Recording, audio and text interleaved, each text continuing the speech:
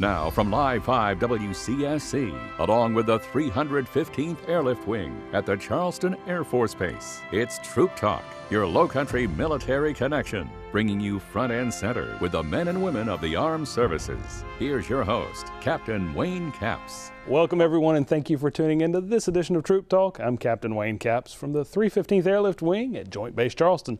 Troop Talk is your low-country military connection right here on Live 5+. Well, we've got a great show lined up for you today. On this episode, we'll bring back cargo from the battlefield, and we'll also join the VA and some local veterans aboard the USS Yorktown during a special event. Then, join us as we take to the skies aboard a Charleston C-17 under the cover of darkness. But up first, Lieutenant Joe Sims rides along with the 628th Security Forces Squadron as they protect our shorelines. This is Lieutenant Sims with Troop Talk. One of the sayings we have in the Air Force is flexibility is the key to air power. But with joint basing, we're not confined to the air anymore. Let's take a ride with the 628th Security Forces Squadron Harbor Patrol Unit. I recently had the opportunity to ride with Staff Sergeant Neil White, a 10-year Air Force veteran and airman with the 628th Security Forces Squadron, who was selected to join sailors and a small civilian force charged with patrolling the waters bordering on the Naval Weapons Station. This specialized unit is responsible for about 25 nautical miles of coastline from the cargo terminal near the Don Holt Bridge to Red Avenue in Goose Creek.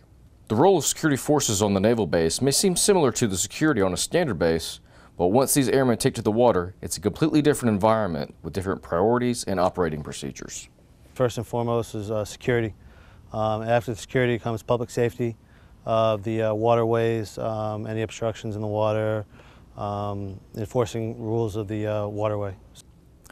Each boat is equipped with a 60 caliber gun mounted to the vessel, which at first sight is enough of a deterrent for anyone lording around the area of responsibility. But their jobs aren't just to provide security. They're also responsible for the safety and security along this section of the Cooper River. It's a 33-foot Sea Arc boat. It's got dual 135 Honda engines on it. It goes about 45 to 50 depending on the gust of wind and the good day of the river. It's a good boat.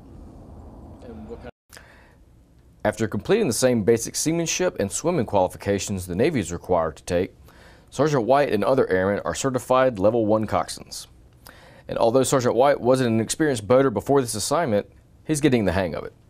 This is pretty much going to be your hardest task because you got to fight current, you got to fight wind, you got to fight a whole bunch of stuff.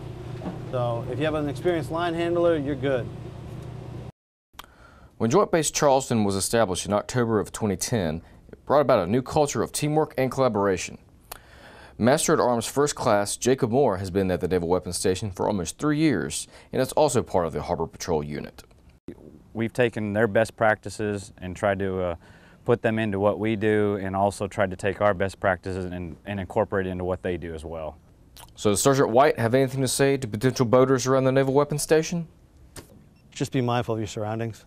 Just look out and see what's around, and if you know you're not supposed to be there, don't be there. So. For Troop Talk, this is Lieutenant Sims. Stick around for more Troop Talk. When we come back, we'll show you how equipment is transported back from the battlefield.